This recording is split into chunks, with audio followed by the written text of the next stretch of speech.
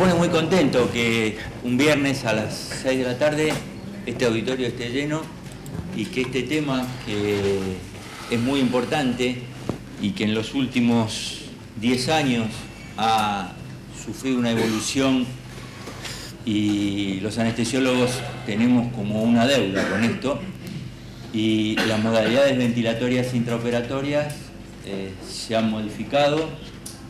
Ha habido un gran avance en todo lo que es la ventilación mecánica, que es absolutamente aplicable al intraoperatorio, y me parece que la presencia de Gerardo Tussmann es un hecho muy importante para nosotros. Gerardo es un anestesiólogo, para quienes no lo conocen, que creo que no debe haber nadie acá en esta sala que no sepa quién es el doctor Tussmann. Ha sido un pionero en el reclutamiento alveolar. Toda su vida anestesiológica gira en torno a la ventilación mecánica y ha publicado y publica muchísimo, y hace mucho porque todos los anestesiólogos sepamos cada día un poco más de cómo tenemos que ventilar a nuestros enfermos en el intraoperatorio y en el postoperatorio. Así que le doy la bienvenida a Gerardo y... Bueno, gracias. Adelante. Gracias por la introducción. Para mí es siempre un gusto poder cumplir con las invitaciones, ¿no? Es un honor poder estar acá y hablar un poco de ventilación mecánica. En realidad, muy difícil poder hablar en una hora de lo que es la ventilación mecánica. Marcelo lo que me proponía es, bueno, hagamos una especie de refrito, como dicen los españoles, y tratar de mezclar un poquito y hablar de todo un poco y contarle un poco lo que estoy haciendo o cómo se me ocurre a mí ventilar por ahí a algún paciente en términos generales, ¿no? Y vamos a dar un poquito de tiempo después al final para las preguntas, porque obviamente cuando uno toca un tema tan así vasto, es imposible cubrir todo en forma adecuada. Así que yo me voy a dedicar a hablar, voy a tratar de parar en algún momento, y bueno, y después al final, si queda alguna duda o hay algún tema que quedó colgado, lo vemos. Y empecé en realidad al revés, empecé con esto para invitarlos a un curso de ventilación mecánica que vamos a hacer este diciembre. Así que el que está interesado se puede meter en la página web de la Sociedad de Anestesia, que la encuentran tranquilamente en la web, y ahí van a tener la información necesaria. En realidad yo iba a terminar así. Esta es la última diapositiva, haciendo un poquito de propaganda del curso para el que quiera participar. La idea que ahí vamos a ver, obviamente, un tema así tan vasto que necesitamos por lo menos un curso de un par de días como para tratar de entenderlo un poco a medias, de hecho, también. Entonces, voy a empezar con la introducción. Yo siempre empiezo a hablar de lo mismo, porque se me hace muy difícil poder no hablar de esto, porque cuando empezamos a hablar de ventilación mecánica tenemos que tratar este problema que tenemos, ¿no? Cada vez que anestesiamos a un paciente. Fíjense qué pasa con un paciente cuando pasa de estar despierto sin ningún tipo de droga a estar anestesiado. Tenemos una gran cantidad de colapso en la parte de declive del pulmón, que eso está súper estudiado, el mecanismo fisiopatológico, generalmente es lo que se llama telectasia por compresión, que se da por el peso del panículo adiposo y de las vísceras a través de un diafragma que se torna disfuncional durante la anestesia y que me comprime el parénquima en la parte inferior, ¿no? Y se observan casi todos los pacientes, podemos decir casi el 100%, se observa en pacientes de cualquier edad, sexo, talla corporal, es independiente del uso de relajantes musculares y aparece con cualquier tipo de anestésicos. Tal es así que Genstierna, que fue un poco el padre que desarrolla el conocimiento en la década de los 80, de los 90, demuestra esa telectasia con tomografía, hace un análisis de los gases, del intercambio gaseoso con la técnica de gas inerte múltiple, que es el gold estándar para analizar eso, y llega un momento como que también dice, bueno, ya que estoy, lo único que me falta es demostrar la histología del colapso. Y acá la tienen, en este estudio, donde hacen un corte del pulmón en ovejas durante la anestesia y se encuentran que tenemos un parénquima que aparentemente es normal, donde no tiene una respuesta inflamatoria, pero que está colapsado y distinto al pulmón sano, ¿no? Y también hay evidencia del colapso de la vía aérea, el colapso bronquiolar. Eso se ve en muchos estudios fisiológicos, como en este, por ejemplo, de Hughes, donde él en un preparado pulmón de perro hace unos cortes histológicos y fíjense, en una distancia menor a 1 milímetro, 1/10 de milímetro, una zona donde no hay nada, de golpe aparece un bronquíolo que se empieza a abrir. Es decir, hay evidencias también histológicas de que hay colapso en la vía aérea. Ya no hay duda de estos dos tipos de mecanismos. Uno puede quedarse tranquilo y decir que sí, que obviamente en la anestesia tenemos esto. ¿Y esto qué nos trastorna, qué nos provoca? Bueno, obviamente tenemos 3 grandes consecuencias negativas del colapso pulmonar. La primera es sobre el intercambio gaseoso. Nosotros tenemos una pérdida de capacidad residual funcional, gran colapso en las partes de declive. Esto se traduce como, le explicaba, la telectasia por compresión, nos origina una gran cantidad de shunt, que es responsable un poco de esa admisión venosa.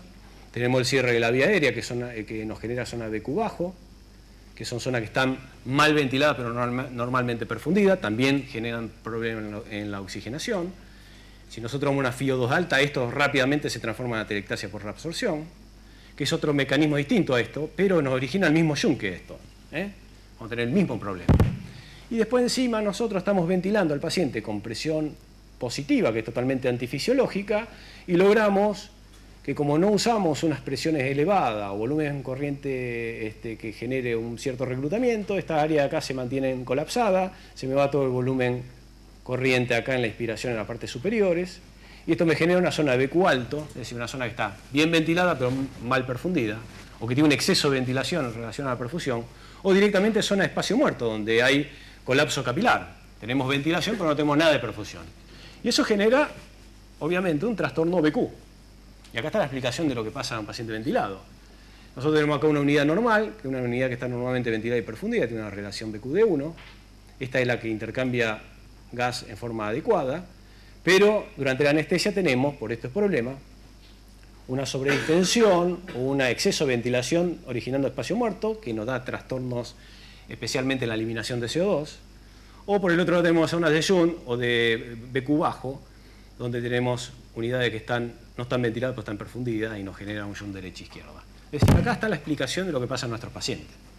El tema está que uno puede decir, pero ¿cómo? Si mi paciente no está tan hipoxémico, está saturando bien, saca una PO2, tiene 150 milímetros de mercurio, y es así, es verdad. Uno no ve los problemas en la oxigenación o también en la cinética del CO2, porque lo enmascara con el oxígeno.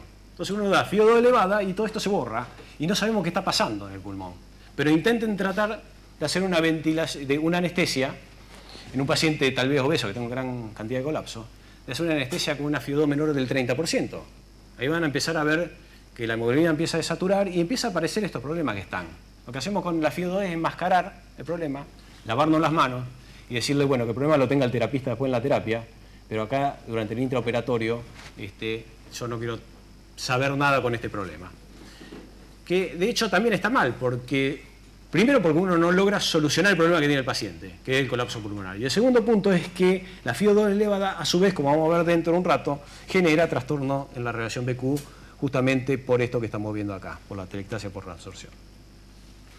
La otra consecuencia es que tenemos un pulmón rígido. Un pulmón que está colapsado está rígido, tiene complacencia baja, tiene una resistencia a la vía aérea alta, también dada por ese colapso de la vía aérea, con un patrón restrictivo, que es lo que leíamos en los libros de texto de anestesia, ¿no? Patrón restrictivo que da la cirugía y la anestesia, ¿no? Y fíjense que eso depende del volumen pulmonar. Si usted está en la capacidad residual funcional, ustedes van a tener la mejor complacencia y la menor resistencia. O sea, desde el punto de vista de la mecánica van a tener el punto óptimo. Ahora, si ustedes van a ventilar al paciente con un volumen corriente muy alto y un nivel muy elevado de PIB, van a tener de vuelta un pulmón rígido, porque está sobredistendido, con un aumento también de la resistencia y una caída de la compliance. Pero si lo ventilan acá, cerca del volumen residual, o sea, con colapso parcial, que es lo que generalmente hacemos durante la anestesia, vamos a tener un gran aumento de la resistencia y una caída de la complacencia. Y eso en el intraoperatorio no nos trae grandes problemas, más allá que es algo que está mal.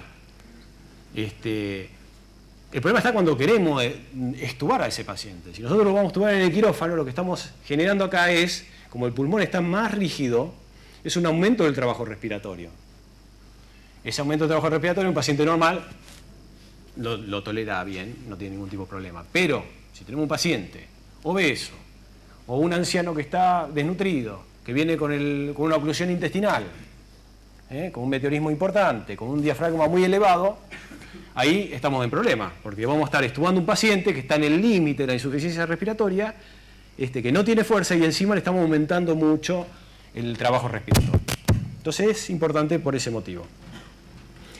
Y tal vez lo más importante es esto, es la relación que existe entre la pérdida de volumen, de la capacidad residual funcional, el colapso, que estábamos hablando, y las complicaciones pulmonares en el postoperatorio.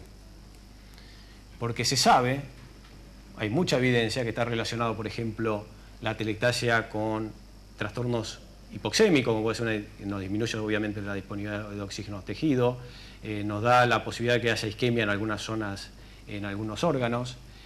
Sabemos que la hipoxemia genera delirio en el anciano, que se revierte fácilmente con oxígeno. Sabemos que la hipoxemia genera infección en la herida porque hay una disminución de la actividad de los macrófagos alrededor de la herida, porque la PO2 tisular es baja. ¿Por qué es baja? Porque está baja la PO2 también. Y eso se revierte con oxígeno también. O tenemos evidencia también de que hay arritmias e infartos miocardios perioperatorios al tercer, cuarto día de la anestesia, que hacen el pico máximo, que se ve en los pacientes que son coronarios, muchos de los cuales nosotros a veces no sabemos porque no todos tienen una coronariografía, que en el postoperatorio hacen durante el sueño REM, que es una fase donde la ventilación es un poco irregular, hacen taquicardias, caída del ST, periodo de saturación y caída del ST. Y eso está todo relacionado con esto. Si tuviéramos un pulmón normal, esta situación tal vez no la tendríamos. Ya saben ustedes la relación entre atelectasia y neumonía, eso me parece que no hace falta explicarlo. También la atelectasia genera una hipoxia tisular dentro del pulmón. Parece paradójico, porque uno dice, el pulmón está lleno de oxígeno. No, bueno, si está abierto está lleno de oxígeno, pero las zonas que están colapsadas o cerradas están hipóxicas, y eso genera una respuesta inflamatoria local. También tienen que si le damos un FiO2 muy elevado, genera hiperoxia, también daña el pulmón después de varias horas, ¿no? Y el concepto de biotrauma también, que una lesión distal en alguna parte distinta del organismo no puede generar una respuesta inflamatoria local en el pulmón y generar problemas pulmonares independientemente de esta problemática del colapso. Y por último tenemos esta entidad que es muy importante, que es la injuria pulmonar generada por la ventilación mecánica. Ahora le voy a mostrar evidencia que si uno ventila al pulmón parcialmente colapsado, lo que está haciendo es dañándolo. Y es eso lo que vamos a tratar de ver ahora a continuación. Y en el concepto de la bilis, este concepto evolucionó a lo largo del tiempo. Uno, no sé si se acuerdan, en la época de los 70 uno hablaba del barotrauma, porque los distrés, los pacientes con injuria pulmonar aguda se los ventilaba con presiones a morir y con unos volúmenes corrientes terribles. Se llegaban a 40, 45 centímetros de agua de presión porque el gol de esa época era tratar de que los gases arteriales estén bien. Entonces, claro, uno le metía volumen y presión y explotaban los pacientes. Terminaban con neumotórax, neumomediastino, enfisema subcutáneo, y era todo un desastre. Cuando después aprendimos que no era necesaria tanta presión y que no hacía falta tener 99% de saturación de hemoglobina, que podíamos tener 96, 95 y estamos dentro de un límite seguro en pacientes con distrés, empezamos a usar menos presión. Estos problemas no aparecían más, pero seguía existiendo el tema de la lesión pulmonar inducida por respirador. Y de ahí se empezó a pensar que era el volumen corriente, que era muy alto, que era lo que estaba generando la lesión. Y de ahí se acuña el concepto de volutrauma. De ahí sale también este estudio, ya en los años, conociendo bien la fisiopatología, sale el estudio de Brouwer, del NIH, donde ellos demuestran en un grupo de pacientes con distrés que lo ventilaban con 12 mililitros kilo de volumen corriente y a otro grupo lo ventilaban con 6 mililitros kilo, la mortalidad la reducían en casi un 10%. Entonces hoy por hoy se ventila a los pacientes con una presión plató de menos de 30 y un volumen corriente, si es posible, de 6 mililitros, no más de eso. Y eso se tiene que trasladar también a la anestesia, después le voy a decir por qué. Y ahí está el estudio de Villard donde muestra este grafiquito, está muy bueno, donde en las distintas épocas, fíjense, a medida que avanzamos en las décadas, que se tiene conciencia del volumen corriente, se lo empieza a bajar, la mortalidad disminuye. Y hoy estamos acá más o menos. Una mortalidad del distrés en esa altura, dado esa disminución por disminuir el volumen corriente. Entonces yo digo que ahora hablar de barotrauma o volutrauma es iatrogénico. Pues ya no podemos ventilar más a los pacientes con 40 centímetros de agua, lo vamos a ventilar con una plató menor de 30 y lo vamos a ventilar con un volumen corriente menor por lo menos de 10. Si en anestesia entre 6 y 8 mililitros estamos bien, pero más de 8 tampoco se justifica. Sin embargo, seguimos viendo que hay lesión pulmonar inducida por la ventilación mecánica. Y los mecanismos son estos dos que ven acá. El reclutamiento y la sobredistensión tidal. Es decir, en un ciclo respiratorio. Fíjense qué pasa en un estrés. Esto obviamente está exagerado y en la anestesia se ve, está minimizado, ¿no? Fíjense en la diferencia en la aireación entre la expiración y la inspiración. Es notable, ¿no? Esto ocurre, cuando el paciente expira, vuelve nuevamente a esta imagen. Obviamente acá hay lo que se llama un reclutamiento tidal. Hay una aireación que aumenta en la inspiración y que se pierde en la expiración. Y eso se ve bien con lo que se llaman alvéolos subpleurales. Son imágenes que se obtienen en modelos experimentales con microscopio puesto sobre la pleura, donde se puede diferenciar, según Schiller y Gary Nigman, que describen esto, 3 tipos de alvéolos. Estos son los alvéolos normales. Fíjense que en expiración y en inspiración prácticamente el tamaño es el mismo. Y estos son alvéolos patológicos. Van a tener alvéolos que están disminuido tamaño en la expiración, pero se sobredistienden y aumenta mucho de tamaño en la inspiración. Esto es lo que llamamos sobredistensión tidal. Y hay otros alvéolos que están totalmente colapsados en expiración y se reclutan y aparecen en inspiración para colapsarse nuevamente en la siguiente expiración.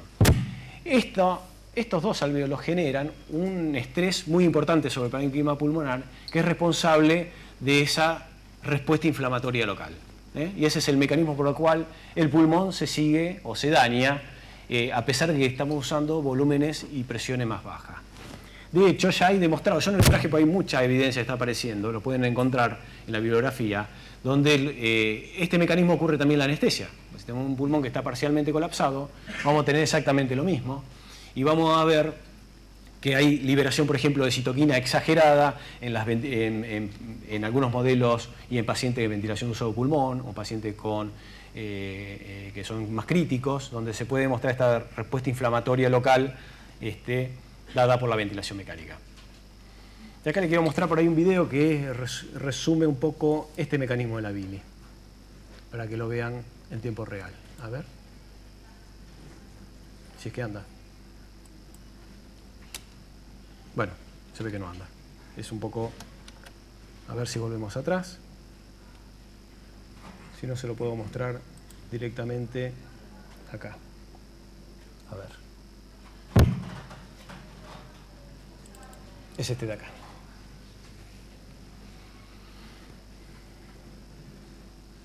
Bueno, ahora van a ver. Esto es el pulmón sano, el alvéolo tipo 1. Así se comporta un pulmón como el nuestro en estos momentos. No está colapsado, modifica muy poquito el tamaño durante el ciclo respiratorio. Y fíjense qué pasa con los alvéolos patológicos en la disjuria pulmonar. Hay alvéolos que aparecen y desaparecen, como estos que están por acá, reclutamiento tidal, y hay algunos que están y se sobredistienden, la sobredistensión tidal. Eso es lo que genera lesión pulmonar, que es un poco lo que estábamos viendo recién. A ver si está acá. Bueno. Entonces ahora sí vamos a empezar a hablar un poquito de ventilación mecánica. Esta introducción estoy obligado a hacerla porque si no entendemos qué es lo que nos está pasando con nuestros pulmones va a ser muy difícil poder hablar de otra cosa, porque si no, pues yo no justifico por qué yo tendría que usar una determinada forma de ventilación o no. Entonces vamos a hablar ahora de algunos conceptos de ventilación mecánica. Ustedes saben que la ventilación mecánica a presión positiva podemos clasificar de esta manera, la no invasiva e invasiva. La no invasiva es que depende mucho de la interfase. La no invasiva es ventilación a presión positiva con una máscara nasal, facial o con un casco, que funciona similar a la máscara. Y tiene distintos modos, ¿no? La presión soporte, CPAP o la BiPAP, que aplicar 2 niveles de presión distintos. Y uno dice, bueno, esto qué lindo, esto anda muy bien en los EPOC, en intensivos, pero también lo podemos usar en quirófano. Esto se puede usar tranquilamente en quirófano y se lo voy a mostrar en la inducción, por ejemplo, en la extubación, y nos puede salvar las papas en alguna situación muy puntual. Por ejemplo, si yo tengo un paciente POC severo que está con oxígeno domiciliario y me viene a la guardia con una hernia umbilical atascada, que yo ya necesito hacerle un bloqueo Pues si lo duermo y lo intubo, tal vez lo mando 2 semanas o 3 semanas a la terapia, y ahí se vienen los problemas. Entonces le hago un bloqueo. Y yo le hago un bloqueo, le duermo los músculos abdominales y los intercolares inferiores, y generalmente es muy común que ese paciente que ya de por sí está un poquito disneico entre en falla ventilatoria rápidamente.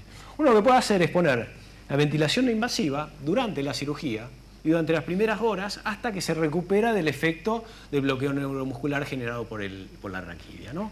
Entonces uno, si tuviera, tiene que tener, de hecho hay mesas que hoy permiten conectar en el circular directamente una máscara de ventilación no invasiva y utilizar CPAP sin ningún tipo de problema.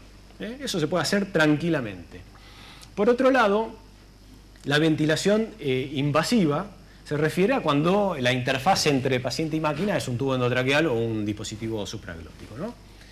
Y la puedo clasificar de esta manera: en controlada, asistida, mandatoria, espontánea. Fíjense que acá, la forma espontánea que es administrar CPAP, algunos dicen que la CPAP no es un modo ventilatorio, es solamente ponerle un poquito de presión.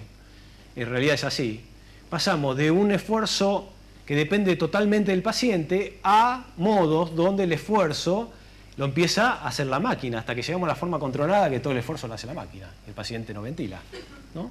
Así tenemos, por ejemplo, la ventilación mandatoria, que se puede usar mucho, se había ideado para un mecanismo de destete, después mostró que no era mejor para destetar los pacientes en terapia versus otro modo. Generalmente se usa en pacientes que tienen frecuencia respiratoria muy baja. Entonces el paciente ventila con una frecuencia de 5 por minuto, entonces ustedes le agregan 5 ciclos controlados para lograr aumentar la ventilación alveolar. Y eso se hace de forma sincronizada, tratando de detectar el esfuerzo ventilatorio del paciente para que cuando el paciente no hace una inspiración, la máquina no esté por otro lado dándole un volumen corriente mecánico, ¿no?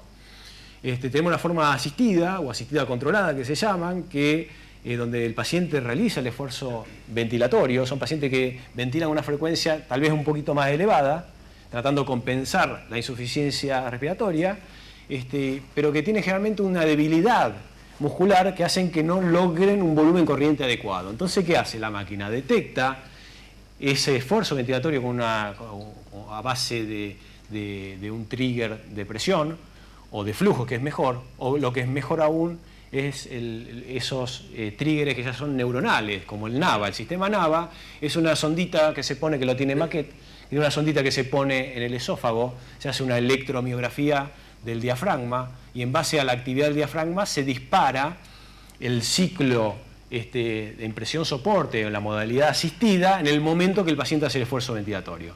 De esa manera, cada vez que nos acercamos más a la actividad neuronal, digamos, de donde nace el estímulo de la respiración, más chance tenemos que el paciente esté bien adaptado a la ventilación asistida. Por eso los triggers de presión en las máquinas viejas que tenían válvulas que eran muy duras y muy difícil de abrir por parte del paciente, el paciente necesitaba hacer mucho esfuerzo, tardaba mucho en venir la ventilación asistida y eso generaba disconfort y un problema en la ventilación. Ahora con el sistema NAVA esto se está mejorando y eso hace que la interacción entre el paciente y el ventilador sea muy buena. Y la forma controlada, como ustedes saben, tenemos el 100% de esfuerzo lo hace la máquina, tenemos la forma controlada por volumen y por presión. Entonces vamos a hablar 2 palabritas de esto. En la ventilación controlada por volumen, ustedes van a entregar un flujo determinado, continuo, durante un tiempo determinado, que va a lograr un volumen corriente X que ustedes están seteando. En este tipo de ventilación ustedes setean, o la variable se llama dependiente, la que están seteando es el volumen corriente, el flujo inspiratorio, hay otras como por ejemplo la frecuencia, la relación IE, pero lo que no van a poder setear va a ser la presión en la vía aérea. Entonces van a estar obligados a ir a monitorizar qué presión en la vía aérea voy a tener. O sea, yo puedo controlar todas estas dos, pero no puedo controlar esta. Y la ventilación controlada por presión pasa lo opuesto. Yo le doy una presión determinada durante un tiempo determinado, pero nunca voy a saber qué volumen corriente voy a tener. Entonces, ¿cuáles son las variables dependientes? Las que yo voy a setear en el ventilador. La presión, que está acá, una onda cuadrada, presión continua, o sea, me subo a una determinada presión y luego baja. Un tiempo inspiratorio, que es este de acá, una frecuencia respiratoria, una relación IE, obviamente, y lo que no voy a poder controlar es el volumen y el flujo inspirado. Fíjense que el flujo acá es exponencial. Va a depender de la mecánica respiratoria de ese paciente. Si tenemos un pulmón más rígido, tal vez nos lleve más tiempo poder administrar ese flujo y tal vez ese volumen corriente sea muy bajito. Entonces yo estoy obligado a monitorizar esto. En términos sencillos, la ventilación controlada por volumen controla el volumen y tengo que monitorizar la presión, que no la puedo dominar. Y la ventilación controlada por presión controla la presión, pero me tengo que ir a fijar en el volumen. Y esto es importante, sí, importante, volviendo a lo anterior. Es importante que nosotros tengamos toda esta batería de herramientas para poder ventilar bien al paciente. Porque, por ejemplo, yo el otro día hice un chiquito de 2 kilos, un prematuro, y lo ventilé con una mesa nueva, con un sistema circular, con una ventilación controlada por presión. Ustedes no tienen ventilación controlada por presión, ¿y cómo van a ventilar a ese chico? Con un Jackson. Ya tenemos que ir a hacer cosas que no corresponden. Si fuera por mí los Jackson, todo juntito dentro de una bolsa y a la basura. No hay que usarlo más. ¿Para qué lo vamos a usar si tengo una máquina que me hace todo lo que yo quiero? Y encima me lo hace de manera eficiente. O por ejemplo, tengo un obeso mórbido, yo lo quiero reclutar, y generalmente el reclutamiento se hace en presión control. Yo no tengo presión control, ¿y cómo hago? Y si el paciente me toca este paciente de este caso y yo tengo la opción de poder hacer ventilación no invasiva. Y si yo quiero usar CPAP, como van a ver ahora en la inducción o en la extubación, que es muy útil, si no lo tengo, no lo puedo usar. Entonces estamos obligados hoy a tener máquinas que funcionen de forma adecuada. Ya no estamos trabajando haciendo anestesia que hacíamos 20 años atrás. Ahora nos están metiendo un montón de problemas en el quirófano. La laparoscopía es nueva y eso nos genera un montón de problemas. Ventilar a un paciente con una laparoscopía, con un neumoperitoneo, con este tren de Lemburg, con una máquina vieja, no lo podemos hacer. Es así de sencillo. Un lactante o un prematuro, si no tenemos esta modalidad, en teoría no lo podemos ventilar. Está bien que en algunas ocasiones una técnica de ventilación espontánea, yo no estoy renegando de eso. En algún paciente especial de este tamaño, en un prematuro, en alguna situación especial durante un tiempo determinado. Pero si lo voy a ventilar, lo tengo que ventilar con esto. Entonces, ojo, porque hoy por hoy ya tenemos obesos mórbidos que lo inflan con 15 milímetros de mercurio, de presión intraabdominal. Tenemos una serie de problemas que antes no lo teníamos. Entonces ahora nos tenemos que armar de herramientas que nos logren superar eso. Yo siguiendo un poco el consejo de Marcelo que decía, bueno, a ver, ¿por qué no habla de esto? Entonces digo, bueno, a ver, vamos a ver las variables, ¿qué valor le ponemos a eso? Porque uno habla de estos modos así y todo se queda ahí en la nebulosa y no hablamos puntualmente de que, por ejemplo, qué volumen corriente tengo que usar. Por lo que yo le mostré, obviamente, un volumen corriente de igual o mayor a 10 mililitros kilo me está aumentando mucho las chances de generar una respuesta inflamatoria local en el pulmón, porque yo ya tengo un pulmón que está parcialmente colapsado, ¿no?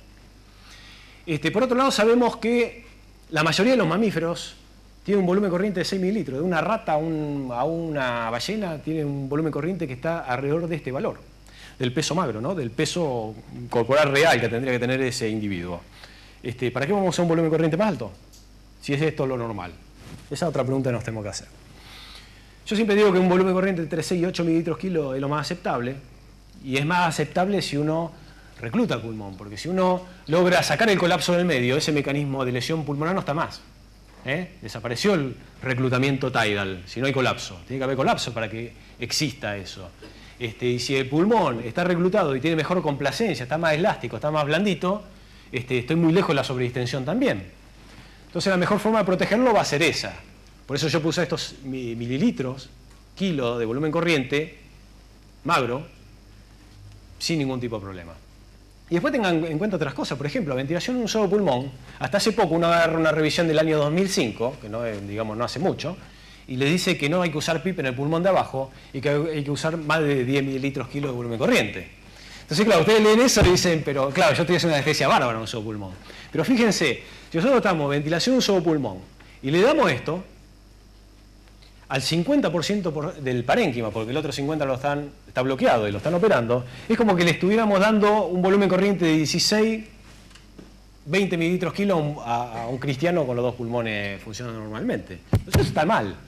Acá van a tener que bajar por lo menos a 4 o 5 mililitros kilo, y lo pueden hacer. Se puede hacer eso. También en el contexto de reclutamiento uno permite eliminar CO2 de forma más adecuada, con presiones mucho más bajas, y de última, si puede estar un poquito hipercámnico, no pasa absolutamente nada. Eso ya cada vez está más demostrado que la hipercapnia leve genera efectos muy beneficiosos a nivel de la perfusión tisular en todo el mesenterio, en el tejido celular subcutáneo, principalmente los obesos, que tienen un subcutáneo con mucho tejido graso, y eso es beneficioso para los pacientes, ¿no? El transporte de oxígeno es mucho mejor en esos tejidos, con la hipercapnia. Y después fíjense, cuando ustedes, el volumen corriente, ¿para qué se lo damos? Porque queremos dar una determinado volumen minuto respiratorio. Entonces la primera fórmula que nosotros tenemos en la cabeza y que estamos aplicando, aunque algunos no se den cuenta, es esta. Volumen minuto es igual al volumen corriente por frecuencia respiratoria. Entonces damos un volumen y una frecuencia, ¿sí? El siguiente paso tendría que ser esto, es ver cuánto del volumen minuto que yo estoy dando es efectivo, es decir, cuánto corresponde a la ventilación alveolar, que es la parte de la ventilación que tiene contacto con capilares y participa en el intercambio gaseoso, y cuál parte es inefectiva, es decir, la ventilación del espacio muerto, que es ventilación que yo estoy desperdiciando, no tiene contacto con capilares y no hay intercambio gaseoso. Esta fórmula es la fórmula de Otis, donde la ventilación alveolar más la ventilación de espacio muerto da el volumen minuto ese que estoy dando con esta fórmula. Lo que tenemos que saber es esta relación.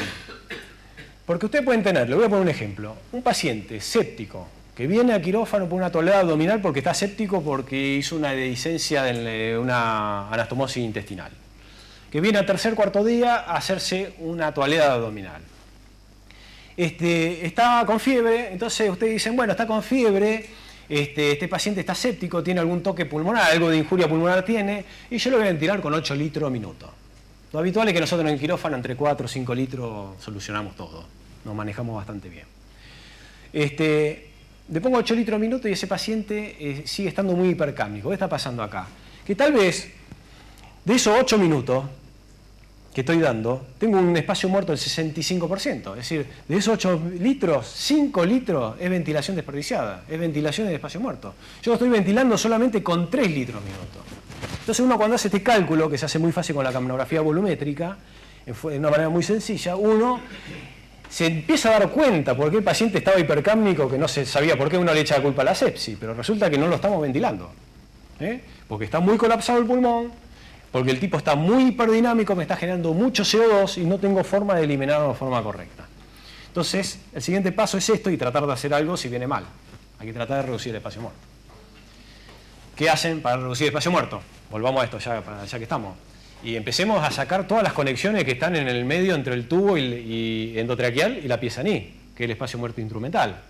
Si yo le pongo una de esas narices, esas membranas de hidratación, en el medio, eso tiene como 100 mililitros de espacio muerto instrumental. Entonces, en ese paciente tal vez lo mejor es sacar eso del medio, tratar de reducir esto, mejorar esto, y de esa forma van a ver cómo van a poder controlar un poquito mejor la hipercapnia. ¿Qué frecuencia usamos? Porque esa es otra. Estamos usando volúmenes corriente bajo. ¿Nos vamos hacia el volumen corriente bajo o nos vamos más a la zona de hipoventilación? Entonces tenemos que aumentar la frecuencia respiratoria para que el volumen minuto sea el adecuado, ¿sí? Entonces, bueno, ¿qué hacemos? Aumentamos la frecuencia.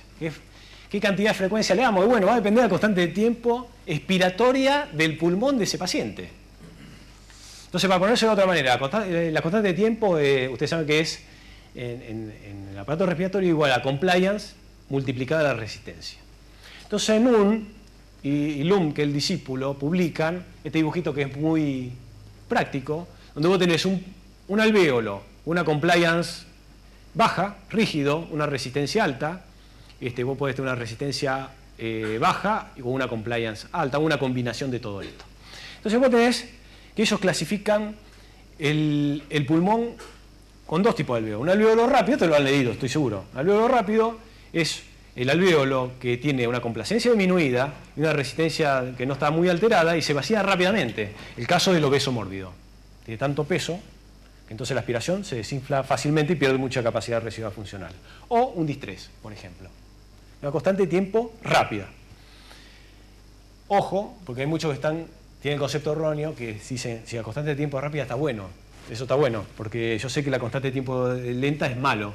Por ejemplo, en el paciente con un enfisema, complacencia elevada por destrucción del parénquima, de la estructura elástica del parénquima, resistencia muy elevada. Constante de tiempo lenta. Ninguna de las dos son buenas. Ninguna de las dos son buenas. Y la frecuencia que yo le voy a dar va a depender de esto, de la constante de tiempo de todo el pulmón. Pues yo tengo que permitir que el pulmón se vacíe completamente, ese volumen que yo le metí, porque si no me empieza a atrapar ese volumen y me genera una autopip, una PIP intrínseca o PIP oculta, es lo mismo.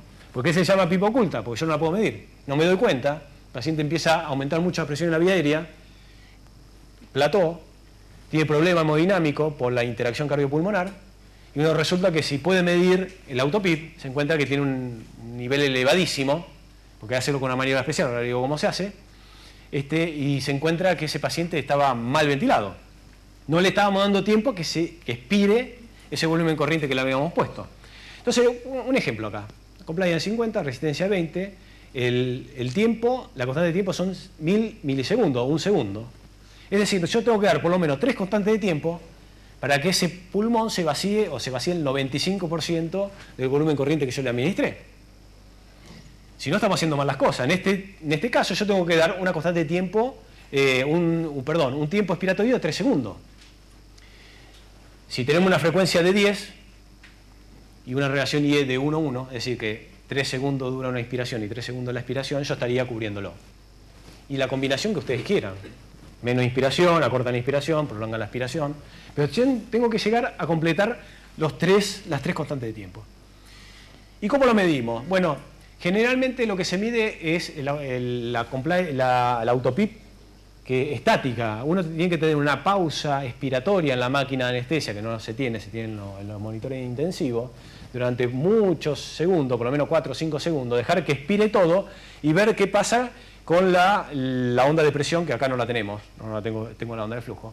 La onda de presión, y va a marcar ahí un determinado nivel de presión positiva por arriba del nivel de 0, y ese es el nivel de autopip. Otra forma es ver la curva de flujo.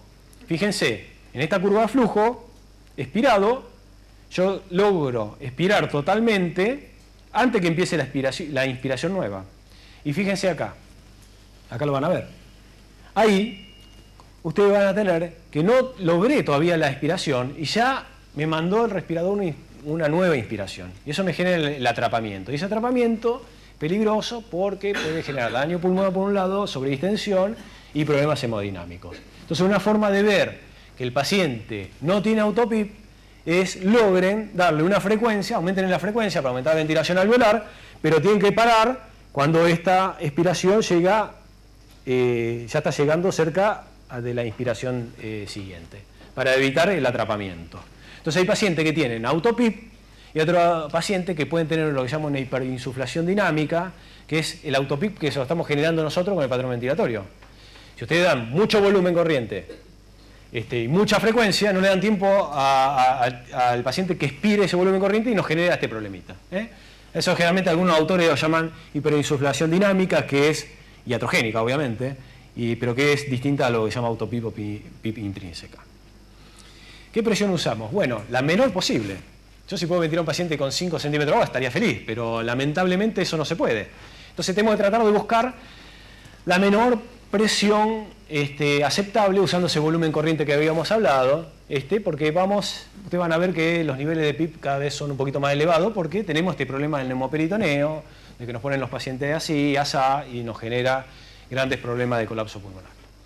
Y una cosa que tienen que buscar ustedes es reducir lo que llama el delta P, o en inglés el driving pressure, que es la diferencia entre la presión meseta, que acá no la tienen porque yo no le puse pausa, esta de presión pico, que no es real dentro del alvéolo, supónganse que obviamente tiene que estar unos centímetros más abajo, es esta presión menos la PIP. Fíjense, esta curva, como todas las curvas que yo muestro acá, son curvas reales de pacientes, reales. Esta curva es el mismo paciente, está ventilado exactamente igual. Es un paciente de 65 años que le están haciendo la prostatectomía radical laparoscópica. Cuando está en Trendelenburg en esta posición, con un volumen corriente de 6 mililitros, una frecuencia X, me encuentro que yo tengo un delta P de 25 centímetros de agua. Ahora ese mismo paciente yo lo recluto y después de reclutado le pongo unos 15 o 16 centímetros de agua de PIP y lo ventilo exactamente igual que este paciente. El mismo volumen corriente, la misma frecuencia, la misma relación IE. ¿Qué pasa? El delta de presión me bajó porque lo que mejoró fue la complacencia. Acuérdense, ventilación controlada por volumen. Controlo el volumen, pero no voy a controlar la presión. La presión va a depender de la mecánica pulmonar de ese paciente. Si ese paciente yo lo recluté y ahora está en con una relación en su curva de presión-volumen que ha mejorado, tiene mejor compliance y tiene un pulmón más blandito, me va a permitir ventilarlo con el mismo volumen corriente, pero a expensas de menor presión. Y esto es muy importante, porque además ya está demostrando ahora, va a salir publicado dentro de poco, un estudio donde él demuestra, en el DIS-3, él pone todos los estudios que se ha hecho en DIS-3 con distintos volúmenes de corriente, de distintas formas, los pone todos juntos, los más famosos son unos 5 o 6 estudios, una base de datos enorme, y él veía que los pacientes que tenían un delta P muy alto se morían, y los que tenían un delta P bajo no se morían, se salvaban.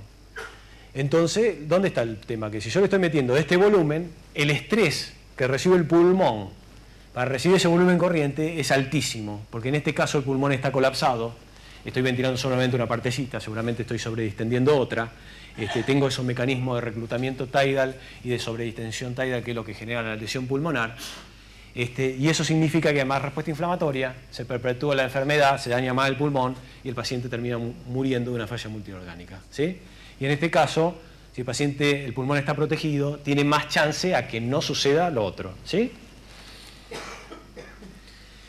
Hablando de presión, usted puede usar CPAP en la inducción. ¿Por qué? Por estos resultados. Le voy a mostrar unas cosas que son muy interesantes. Fíjense, en este estudio de Gardner, él muestra en un grupo que le da un grupo control donde da la inducción normal con la máscara y otro grupo donde le pone una máscara de CPAP. Demuestra que la duración segura de la apnea es mayor en el grupo con CPAP que el grupo estándar, que es el que hacemos todos los días en el quirófano, y la PO2 después de la apnea se mantenía mucho más alta con la CPAP que con la técnica estándar. Y lo mismo pasaba con imágenes en obesos, por ejemplo, este estudio de Cousa, donde demuestra, por ejemplo, en el obeso mórbido sin CPAP, fíjense la cantidad de telectasias que desarrollan durante la inducción, o sea, después de la inducción, y qué pasaba después de haber intubado a un paciente que había recibido CPAP, grado de colapso menor. Entonces, bueno, esto nos abre los ojos un poquito, decir, bueno, yo puedo estar usando, ¿por qué no?, CPAP en la inducción, si yo sé que es bueno, ¿no? Yo no estoy buscando que no me haga telectasia, porque yo después la telectasia la resuelvo fácilmente con una maniobra de reclutamiento. En un par de minutos se acaba el problema. Lo que yo estoy buscando es esto. Es prolongar un tiempo de apnea segura, porque yo tengo un paciente con la CPAP, le mantengo la capacidad residual funcional y tengo un depósito de oxígeno mayor que el otro que ha sido de inducción común, pero que estaba parcialmente colapsado, ¿sí? El tema de las pausas también, otro tema que usamos o no usamos pausa inspiratoria. En primer lugar, la pausa es una variable que nosotros podemos usar solamente en la ventilación controlada por volumen, no en la controlada por presión. Y lo van a ver acá, esta es una curva de un paciente sin pausa y después la agarré, le puse pausa y lo medí igual. Obviamente acá cambié el tiempo inspiratorio, fíjense qué distinto. Pero esta es la pausa, y que me genera en la presión, en la onda de presión, esta caída. En realidad esta es la presión alveolar, porque en este momento no hay flujo, entonces las presiones del sistema se igualan, lo que está en el alveolo y lo que está en la punta del tubo endotraqueal que están viendo, donde está el sensor de presión, se igualan, y uno dice que esto equivale a la presión alveolar. Todo esto es ficticio, es generado por la resistencia del tubo endotraqueal. La pausa lo que hace, bueno, ahí viene el tema. Ustedes van a ver que la pausa lo que hace es que la ventilación sea más homogénea, la distribución de la ventilación sea más homogénea, porque dice que de los alvéolos de constante rápida y los alvéolos de constante lenta es como que se igualan, uno se vacía más en el otro y le da un poco más tiempo a que ese volumen dentro del pulmón sea más distribuido en forma más homogénea. Hay algunos que tienen más fantasía y dicen que no, que gracias a los poros de Kohn y de Lambert pasa de un alvéolo a otro. Eso yo tengo mis dudas sobre eso. Me parece que no es no es real. Lo que sí hace la pausa es disminuir el espacio muerto anatómico. Entonces, esta es una curva, fíjense, un paciente X que le pongo ventilado de una determinada manera, ventilación controlada por volumen, y lo único que hago es, del seteo ventilatorio, le pongo 20% de pausa. Y la curva de la capnografía volumétrica se me viene para acá. ¿Esto qué me está diciendo? Que esta curva ahora me está eliminando más CO2, todo este CO2 que tengo acá. Es más efectiva. Se ha transformado en una ventilación un poco más efectiva, me lleva más CO2 en una respiración. Ni hablar en un minuto, ¿no? Y lo que me está mostrando acá, que el espacio muerto anatómico, que es la diferencia, que es el volumen que se mide con el volumen en el medio de la fase 2, que es esta fase de acá, de la capnografía, que en este caso es de unos 100 mililitros, acá la bajé a 70 mililitros. Entonces yo tengo 30 mililitros menos de espacio muerto en cada respiración, lo multiplico por 15 y tengo, yo no sé, 450 mililitros menos de espacio muerto por minuto. Y eso solo hace que yo pueda eliminar un poquito más de CO2, y es un truco que podemos echarle mano para mejorar la ventilación alveolar sin cambiar el volumen corriente ni la frecuencia respiratoria. Entonces eso es medio duro de entender. Digo, pero ¿cómo? Si yo no cambio la frecuencia y el volumen, ¿cómo ahora es más efectivo? Bueno, es efectivo por otro mecanismo. Porque la difusión de todos los gases en el pulmón, y del CO2 también, es tiempo dependiente. Si ustedes dan un tiempo de ausencia de flujo, hacen que todo ese CO2 se mueva más hacia donde está el sensor de dióxido de carbono en la punta del tubo endotraqueal, y ese espacio muerto, que si bien el espacio muerto es un concepto donde es un volumen anatómico, digamos entre comillas, también es un concepto funcional, donde ese límite inferior se puede mover en relación a cómo estamos ventilando nosotros al paciente. Entonces, si yo lo ventilo de esta manera, estoy achicando el espacio muerto, sin modificar, en este caso, el volumen corriente o la frecuencia respiratoria. ¿Qué FiO2 usamos? Acá viene lo que me dijo Marcelo, hablar la FiO2, machacá con la FiO2. Bueno, la FiO2, ¿cómo se usa la FiO2? La FiO2, lo que yo siempre digo es que hay que hacer un uso racional de la FiO2. Va a ser variable durante una anestesia, tanto dependiendo de necesidades del paciente y dependiendo de detalle técnico de la cirugía. Y eso se titula. Hay que usar la FiO2 como el oxígeno como una droga. Y vuelvo a decir lo mismo, igual que la PIP o la presión en la vía aérea, igual que el volumen corriente, en este caso la FiO2 también pertenece al mismo grupo. Usemos la menor FiO2 que podamos, siempre y cuando estos detalles nos lo permitan. ¿Sí? Ustedes van a ver, yo puse algunos, cuál es el efecto positivo y negativo del oxígeno. Bueno, ustedes en la lista esta seguro que le van a agregar mucho más. A mí en ese momento se me ocurrió esto y no se me ocurrió otra cosa. Lo que yo busco con el oxígeno es mejorar la disponibilidad de oxígeno a los tejidos. Y esta fórmula deriva del contenido arterial de oxígeno multiplicado por el gasto cardíaco. Entonces yo tengo un gasto cardíaco X, yo lo que tengo que hacer es que el contenido arterial de oxígeno sea bueno. ¿De qué depende el contenido arterial de oxígeno? Del transporte de la hemoglobina. Entonces yo tengo que tener una buena saturación. Yo tengo una buena saturación y yo estoy midiendo el gasto cardíaco o determino que el gasto cardíaco del paciente está bien hemodinámicamente, estoy logrando mi objetivo. No necesito más FiO2 que esa. Sabemos que tiene un efecto antiemético, que es útil para tratar de delirio en ancianos, que disminuye la infección de heridas en cirugías colónicas. Eso está demostrado. Y efecto negativo es que no trata el problema, es lo que yo dije al inicio. Enmascaramos todo con el oxígeno, no sabemos qué está pasando. Me genera más trastorno BQ porque hay atelectasia por reabsorción, porque puede haber inhibición de vasoconstricción pulmonar hipóxicas en algunas zonas que están mal ventiladas, con zona de BQ bajo. Me aumenta la lesión por reperfusión. No se olviden que en anestesia, en cirugía, hay miles de eventos isquémicos. Colapso de vasos, torniquetes, clampeo, lo que quieran. Si ustedes dan FiO2 más alta, van a producir más radicales libres, en teoría habría más lesión. Y después está la toxicidad pulmonar de ventilarlo muchas horas. Que esto parece una pavada, porque dice, está bien, pero yo total estoy 2 o 3 horas. Sí, pero vos estás 3 o 4 horas con un paciente crítico, lo mandás intubado, y si después al intensivista se le ocurre hacer lo mismo que vos, estamos 12 horas ventilando con una FiO2 del 100%. Después estamos con problemas. ¿Y qué pasa con la FiO2? Bueno, hay algunos conceptos que ustedes van a encontrar un montón de información de la FiO2 durante la intubación, si dura más, dura menos, con qué FiO2. Por ejemplo, en este caso de este estudio de Denmark, que es, yo digo, se lo muestro porque es un ejemplo típico. Ustedes bajan la FiO2, ¿no? Y van a bajar el tiempo de apnea segura, eso es obvio. Pero también, por otro lado, es obvio que si doy FIO2 más alta, tengo más atelectasia por reabsorción que si doy una FIO2 del 80 o del 60%. Esto es buenísimo para que nosotros entendamos qué pasa con la FIO2 en la inducción. ¿Qué pasa con la FIO2 en la inducción? Es buenísimo, pero a que nadie se le ocurra, como hicieron algunos autores, que digan, ah, no, entonces, con los resultados de este estudio, yo le voy a dar una FIO2 entre el 80 y el 60% porque yo tengo menor atelectasia. Entonces es un error, una opinión personal, ¿no? Pero esto es un error grosero. En primer lugar, porque nosotros no podemos enseñar esto en un ámbito donde hay muchos residentes, porque en todo el mundo hay residentes, no hay acá nada más en Buenos Aires, en todos lados.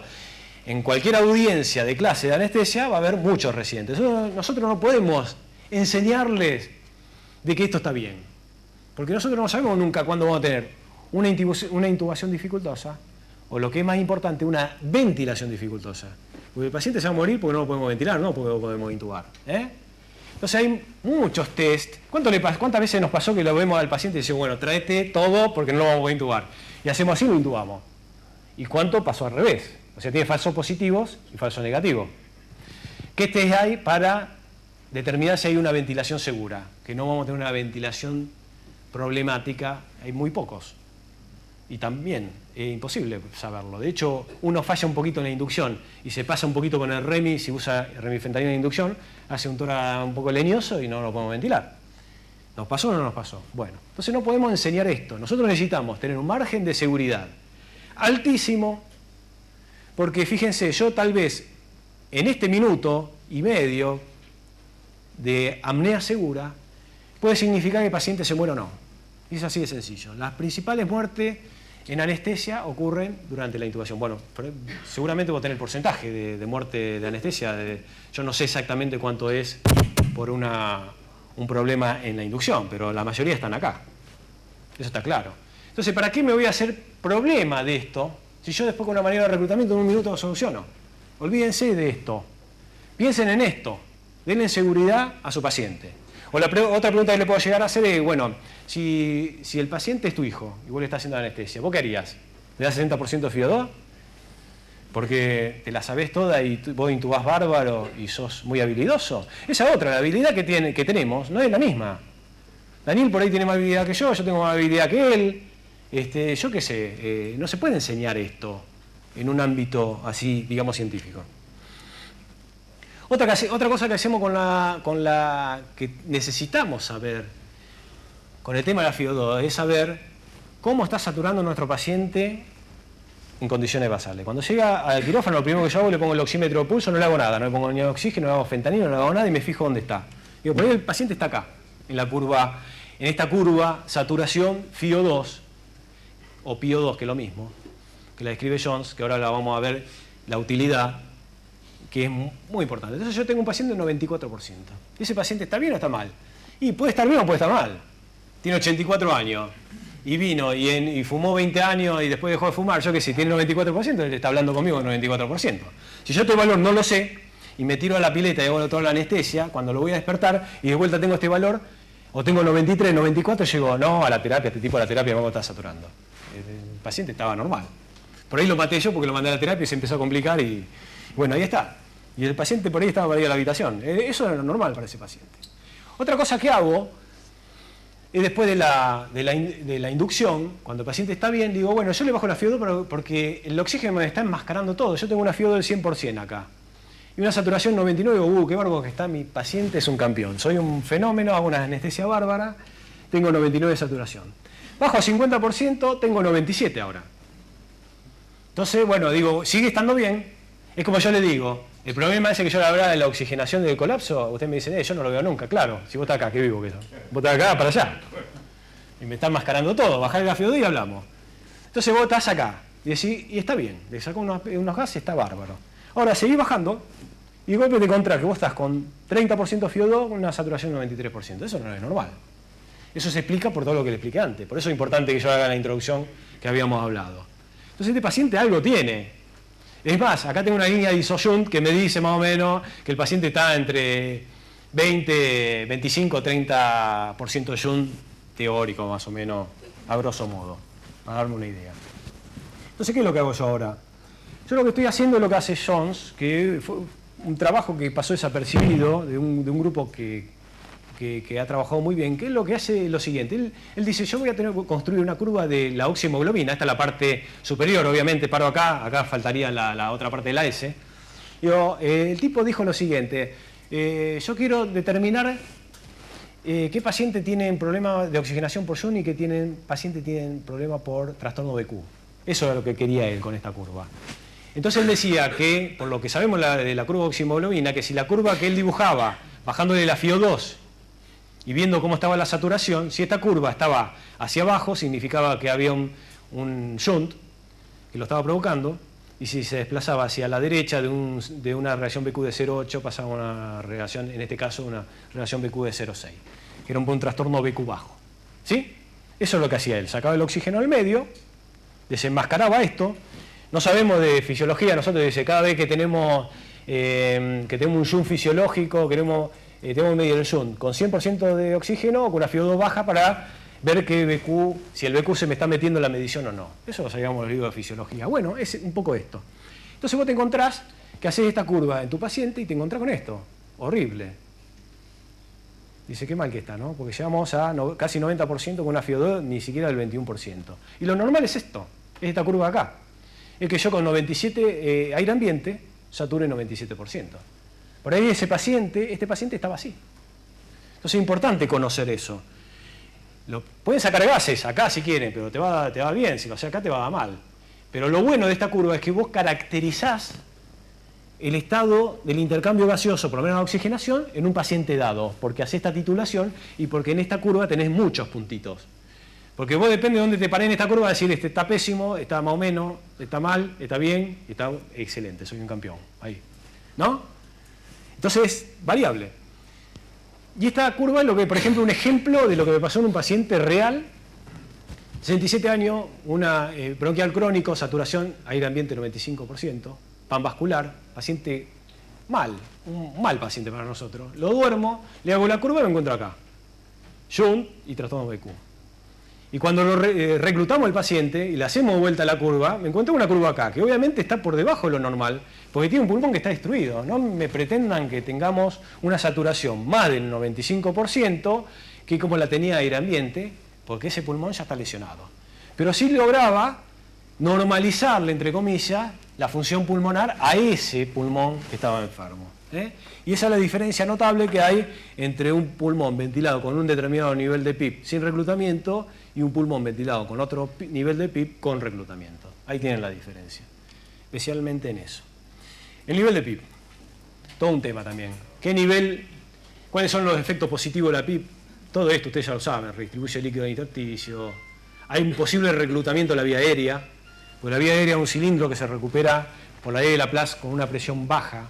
Entonces uno le pone 10 de PIB y por ahí recluta la vía aérea sin problemas, pero no la atelectasia porque necesita más presión. Protege al pulmón de la lesión pulmonar, o sea, si yo logro mantener el pulmón abierto con un determinado nivel de PIB, me va a tratar de proteger porque si no está colapsado, esos mecanismos de reclutamiento tidal y esos mecanismos de sobredistensión tidal no están. Y después, el principal efecto de PIB para mí es este, que mantiene el pulmón abierto después de haber realizado una maniobra de reclutamiento. Y después, efecto negativo, que puede sobreextender zonas normales, que disminuye la disponibilidad de oxígeno si es que me produce el trastorno gastocardíaco. Esto me lo produce solamente el paciente cuando está hipovolémico, y nosotros no lo estamos detectando, no cuando está normovolémico. Puede alterar más la relación BQ y puede aumentar la presión dentro del lecho venoso. Y fíjense, cuando ustedes usan PIB, yo les voy a mostrar, pueden tener un efecto variable, pueden tener un efecto beneficioso, pueden tener un efecto perjudicial o no ningún tipo de efecto. Es así, es un efecto medio al azar. Si lo hacen fuera del contexto de reclutamiento. Fíjense lo que describe Genstierna en este año. Él hace un plot de la relación ventilación-perfusión con la técnica de ácido inerte múltiple. Esta es la distribución de la escala logarítmica de la perfusión, que en negro, y la ventilación en blanco. Este es un dibujo típico en fisiología respiratoria, ustedes seguramente lo conocen, con un zoom bajo, una relación ventilación-perfusión cercana a la 1, lo normal, y un espacio muerto del 30% que es lo normal. Cuando lo durmió a este paciente se encontró que había un desacople en la relación ventilación-perfusión, más shunt. y más espacio muerto.